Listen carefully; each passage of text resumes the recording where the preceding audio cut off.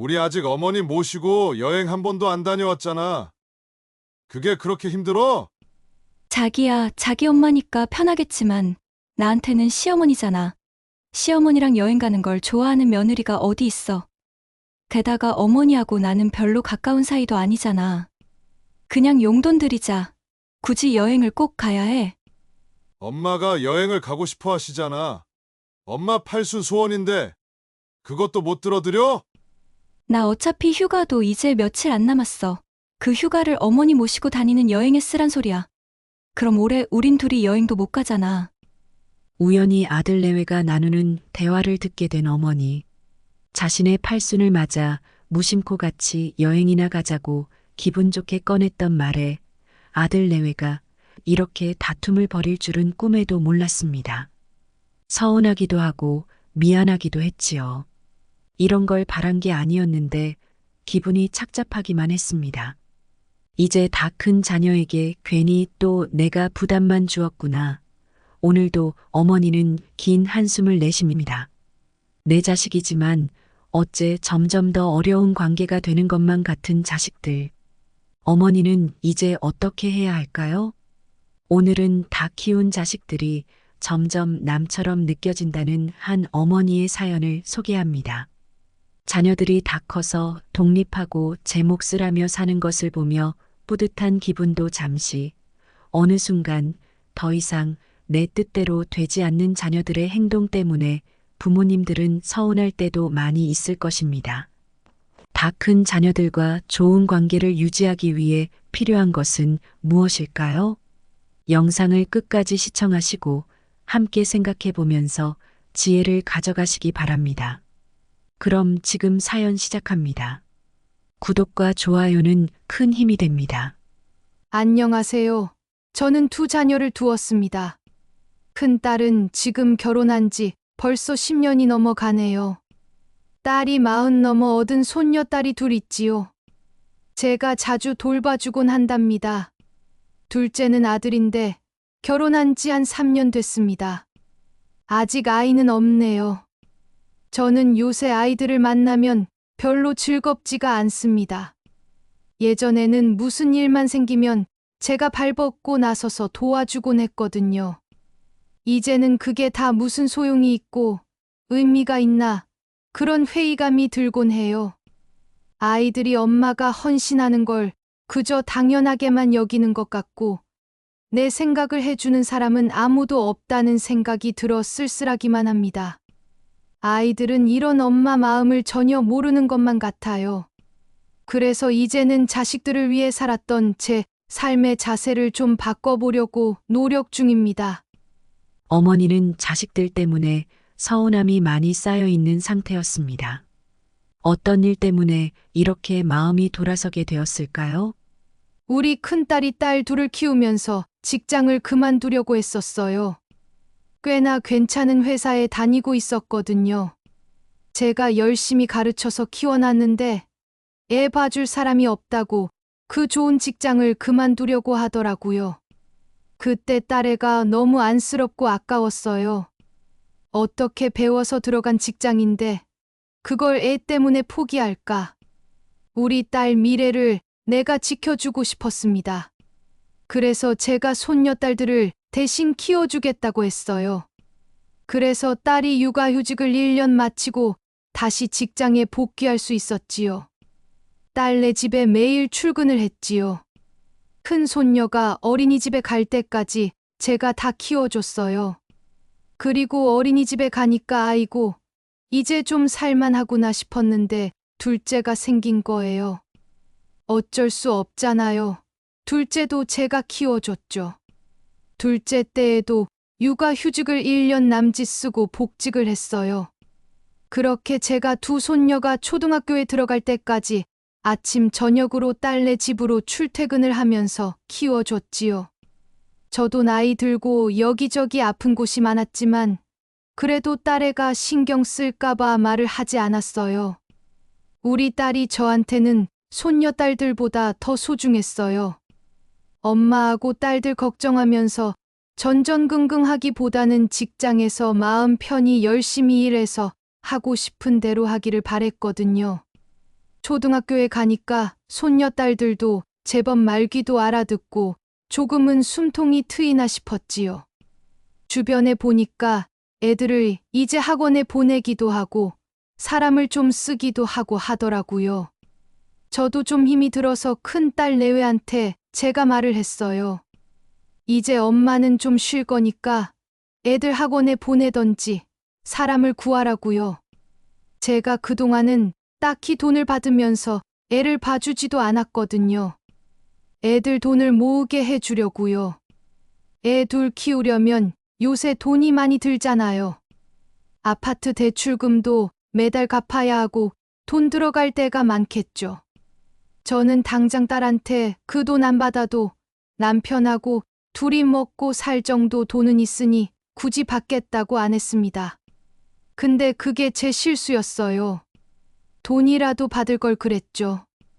좋은 마음에서 돈도 안 받고 물심양면으로 손녀딸 둘을 키워준 어머니. 어머니는 지금은 무상으로 육아를 해준 것을 후회하고 계셨습니다. 제가 이제 안 해주겠다고 했더니 저는 딸애가 그동안 감사했어요. 엄마, 이럴 줄 알았거든요. 그런데 얘가 세상에 엄마가 어떻게 그런 소리를 하냐고 길길이 야단을 하는 거예요. 엄마, 아니 애들을 어떻게 남의 손에 맡기라는 거예요? 애들이 할머니를 얼마나 좋아하는데 갑자기 애들 안 봐준다고 하면 어떻게 해? 사람 쓰는데 돈이 얼마나 많이 드는데 갑자기 이러시면 난 어쩌냐고. 말이 좋아 학원이지. 애들 하루 종일 학원 뺑뺑이 돌리면 그게 뭐 좋은 줄 알아요? 애들 정서에도 안 좋고 무슨 일이 있을 줄 어떻게 알고 그렇게 하라는 거야? 아직 애들 어려요, 엄마. 그러지 말고 엄마가 좀 더 봐줘요. 딸의 요구에 어머니는 기가 막혔습니다. 어쩜 어머니 입장을 생각을 이렇게 안 할 수가 있나 싶었습니다. 어머니는 딸에게 처음으로 너무 섭섭했습니다. 아니, 지 새끼 걱정은 그렇게 하면서 엄마 입장은 얘가 하나도 생각을 안 하는 거 아니겠어요? 난 저를 위해서 그렇게까지 희생을 했는데 딸의 머릿속에 엄마에 대한 고마움이나 걱정은 하나도 없는 것 같더라고요. 딸은 계속 아이를 봐달라고 요구해 왔습니다.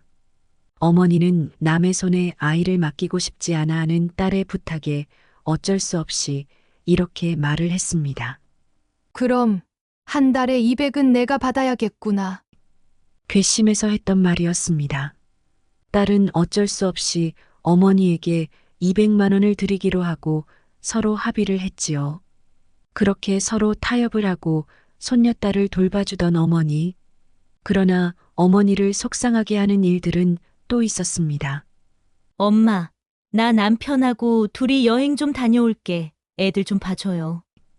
주말을 기다리던 것은 딸뿐이 아니었습니다. 손녀딸 둘을 돌보느라 힘든 일상, 주말은 어머니에게도 소중한 휴식 시간이었으니까요. 그런데 딸은 돈을 드린다는 명목으로 당당하게 어머니에게 이렇게 요구를 하는 것입니다. 내가 주중에 퇴근하고 오면 애들 봐주고 재우느라고 뭘 할 수가 없어요. 남편하고 나하고 맞벌이하고 애들 보고 너무 힘들어요. 주말에 여행 가서 좀 쉬다 올게. 엄마가 애들 좀 봐주세요. 속으로는 화가 부글부글 끓어올랐습니다. 하지만 딸의 말에 또 약해진 건 어머니였지요. 그래, 퇴근하고 집에 오면 얼마나 쉬고 싶었겠어.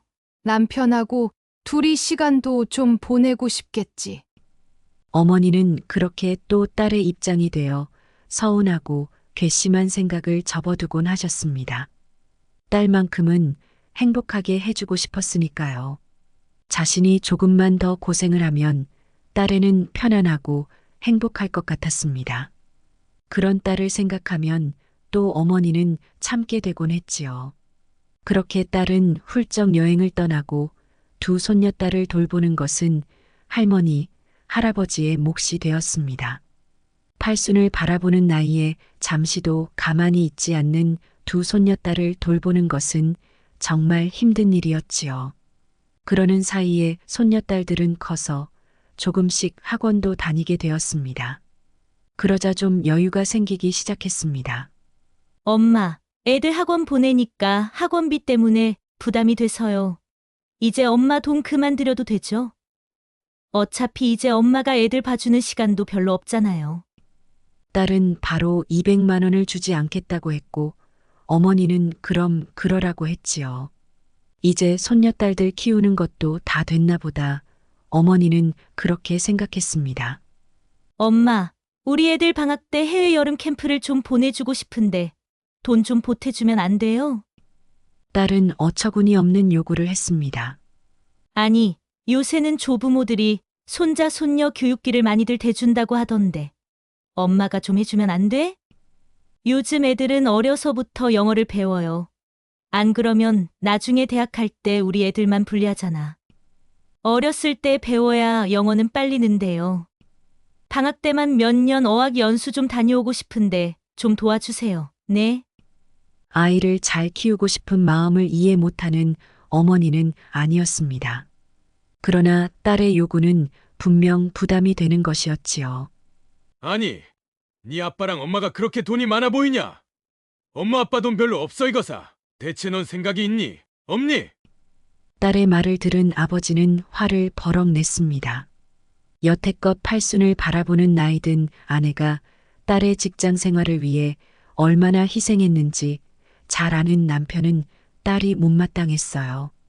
그렇게 딸에게 윽박질러 내쫓은 후 노부부는 마음이 심란했습니다. 요즘 애들은 다들 외국에 몇 번씩은 나갔다 오고 그런데요. 어머니는 남편에게 말했습니다. 딸의 요구에 기가 막히면서도 또 손녀딸 생각을 하면 어떻게든 해줘야 되나 그런 생각이 들었던 것이지요. 남들은 조부모가 다 해준다잖아요. 우리도 한 번은 해주는 게 어때요?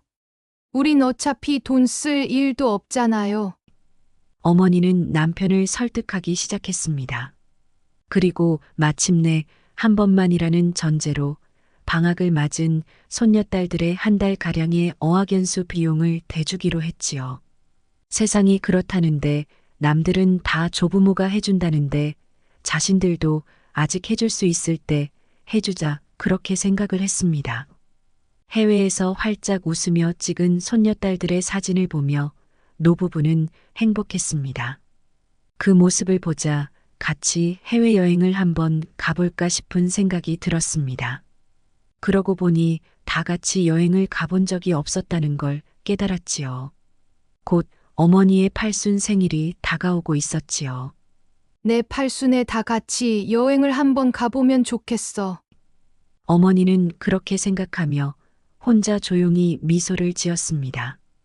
딸네 가족 그리고 둘째인 아들네까지 다 불러서 모두 다 같이 여행을 떠나면 정말 좋은 추억이 될 것 같았지요. 가서 이렇게 예쁜 사진도 많이 남길 생각을 하니 기분이 절로 좋아졌습니다. 내 팔순 때 우리 가족 여행을 다 같이 가요. 어머니는 남편에게 말했습니다. 그러자 남편은 자식들에게 그 뜻을 전했습니다. 그런데 자식들 반응이 기대와 사뭇 다른 겁니다.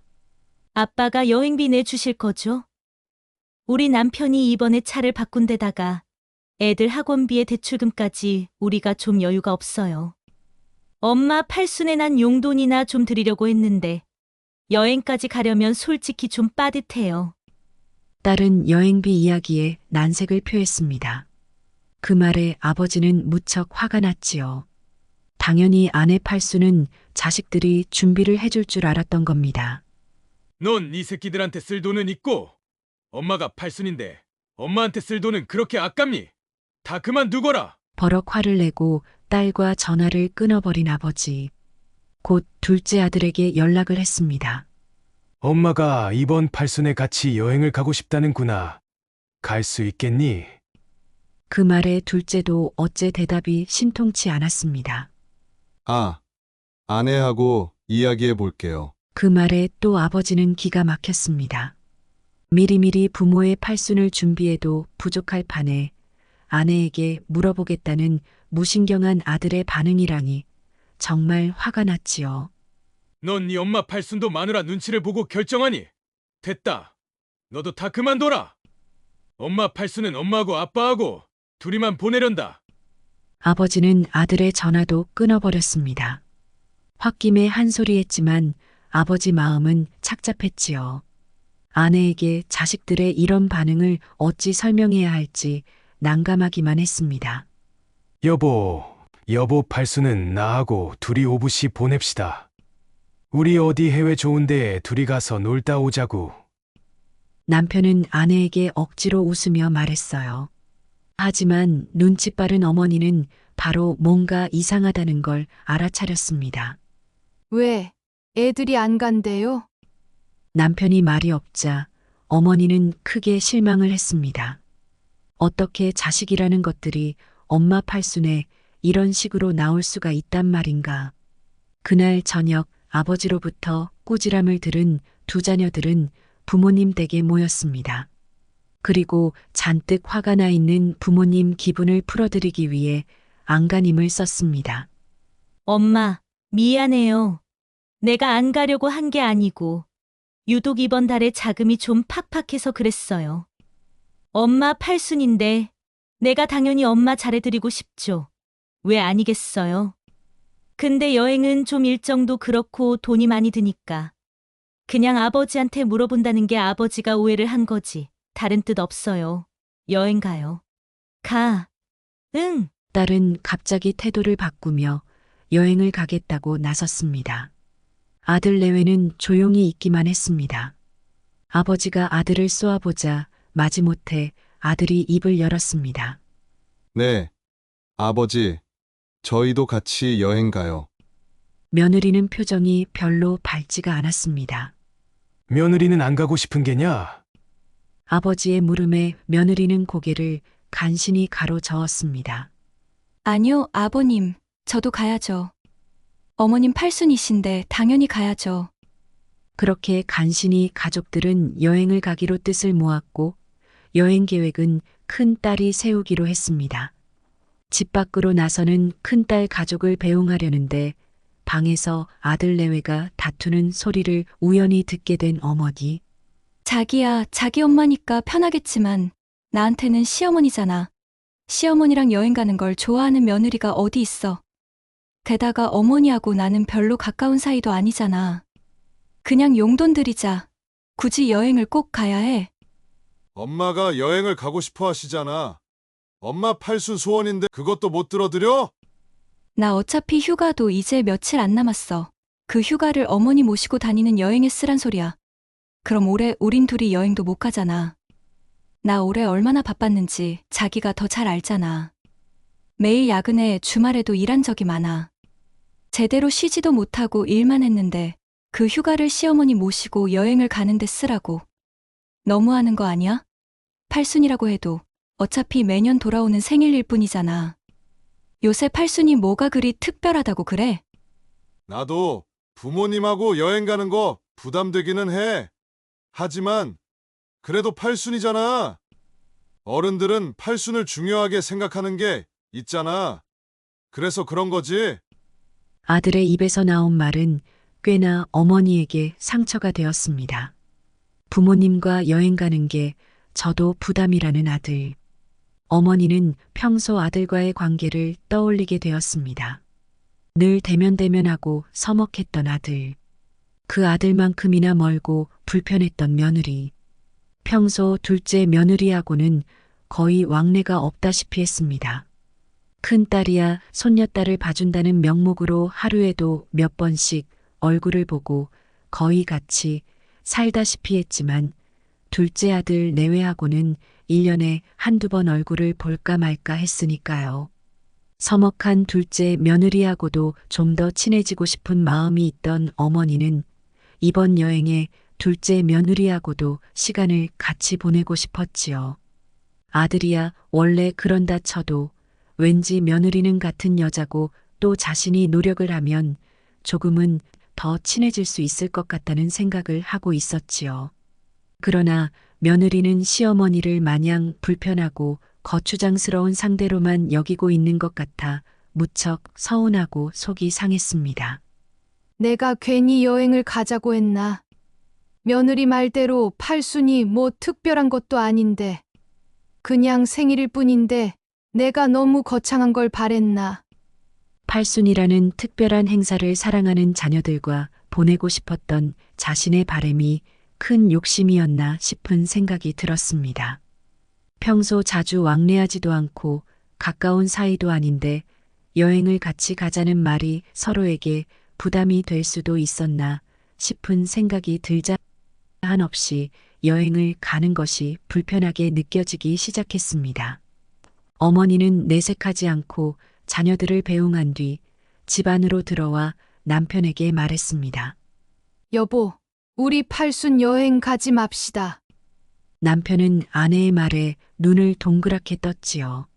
아니, 애들 불러서 다 이야기해서 이제 가기로 합의해놓고 갑자기 또 왜 안 간다는 거야? 남편은 이해를 못하겠다는 표정이었습니다. 이런 식으로 가는 여행은 나도 별로 달갑지가 않네요. 당신 말대로 우리 둘이 그냥 어디 가까운 데나 가던지 합시다. 애들은 다 자기네 생활이 있고 사정도 있고 한데 내가 그런 걸 너무 생각을 안 했나 봐. 평소 우리가 그렇게 서로 가깝게 지낸 것도 아닌데 갑자기 여행 가자니까 애들이 불편해하는 것 같네요. 어머니는 서운함을 애써 달래며 남편에게 말했습니다. 이런 식으로 다 불편하게 하면서 여행 가는 게 무슨 의미가 있겠어요. 그냥 다 내 욕심인 거지. 쓸쓸한 아내의 얼굴을 보는 남편은 화가 났습니다. 아니, 자식이라는 것들이 엄마 팔순을 미리 챙겨도 부족할 판에 이런 식으로 만들어? 남편은 너무 화가 났어요. 하지만 그런 남편을 아내는 한사코 말렸습니다. 놔둡시다. 어차피 이제 다들 커서 각자 사정이 있는 거지 뭐. 마음이 동해야 지들도 하는 거고 아니면 또 어쩔 수 없는 거지. 어머니는 침착하게 말했습니다. 그래도 마음 한구석에서 섭섭하고 실망스러운 것은 어쩔 수가 없었지요. 쓸쓸한 마음을 가진 채 며칠을 그렇게 보냈습니다. 어머니는 친구를 만났습니다. 그리고 속 마음을 털어놓았지요. 우리 딸 말이야. 내가 그렇게 10년 가까이 애를 키워줬는데도 고마운 마음이 전혀 없는 것 같아. 돈도 안 줘서 내가 달라고 해서 받았다니까? 그랬더니 무슨 일만 생기면 나더러 돈 좀 보태달라고 하는 거야. 대체 얘는 날 뭘로 생각하는 건지 모르겠어. 남들은 손녀들 교육비를 다 조부모가 내준다나? 이번 방학에는 어학연수 비용까지 대줬다니까. 남들 다 그렇게 한다니 무리를 해서 대주긴 했는데 잘한 짓인가 싶어. 후회가 돼. 지금은. 착잡한 마음을 친구에게 털어놓은 어머니. 친구에게 말을 하다 보니 결국 다 자신의 잘못인 것만 같다는 생각이 들었습니다. 부모에게 감사할 줄 모르는 애로 키운 내 잘못이지 뭐. 감사는커녕 돈이라도 안 뜯어가면 좋을 텐데 말이야. 씁쓸하게 말하는 어머니. 우리 아들은 또 어떤 줄 알아? 며느리 눈치 보느라고 찍소리도 못하고 살아. 내가 팔순 여행 가자고 했다가 며느리가 펄펄 뛰는 바람에 내가 빈정이 너무 상하더라고. 그래서 결국 팔순 여행이고 뭐고 다 엎었어. 난 좀 둘째 며느리랑 서먹하거든. 여행 가서 좀 친해지고 싶었는데 그것도 다 내 욕심이었나 봐. 친해지는 것도 서로 마음이 같아야 하는 거지. 한 사람만 친해지고 싶으면 뭐 하겠어? 젊은 사람이 나이든 시어머니랑 친해지고 싶을 리가 없잖아. 그래서 그냥 다 때려치기로 했어. 어차피 다 키운 자식들, 지들 멋대로 사는 걸 내가 서운하게 생각해봤자 다 내 손해지 뭐. 차를 마시며 어머니는 이야기했습니다. 그 말을 듣고 있던 친구는 웃으며 말했어요. 자기 완전히 도텄네. 그래도 자기는 양반이야. 우리 애들은 어떤지 알아?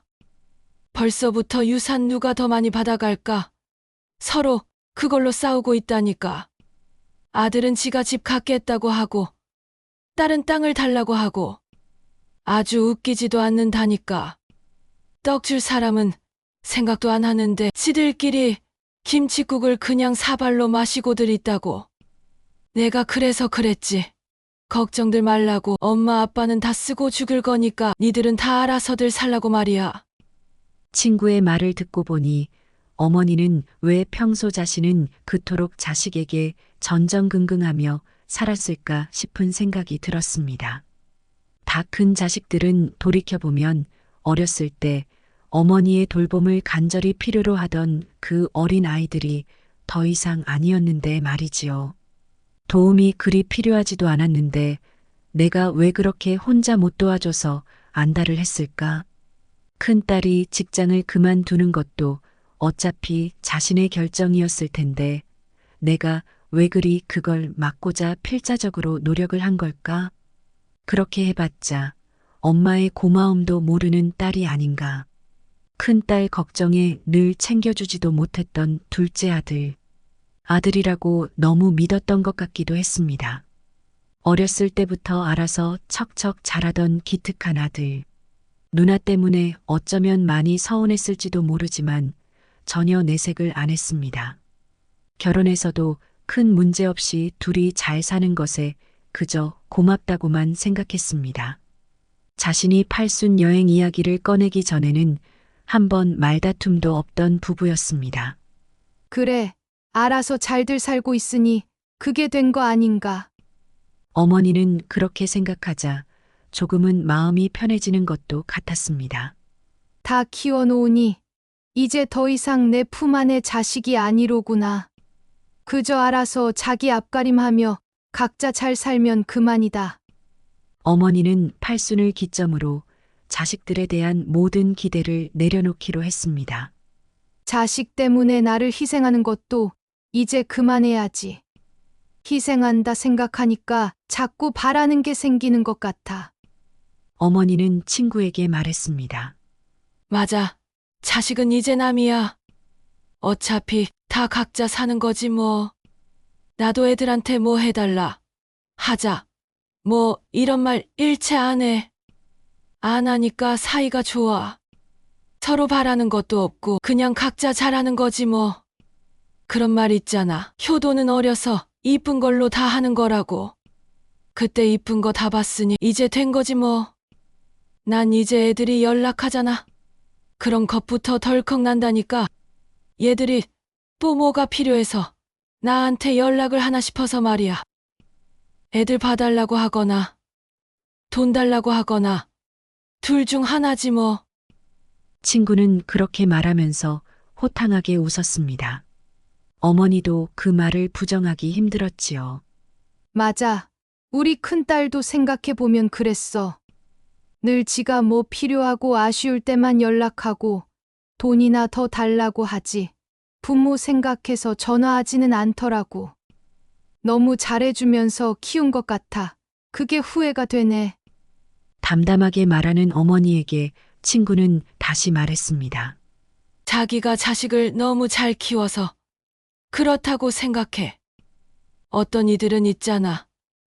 자식이 다 커도 독립도 안 하고 부모 곁에서 놀고 먹는 애들이 요새 그렇게 많대.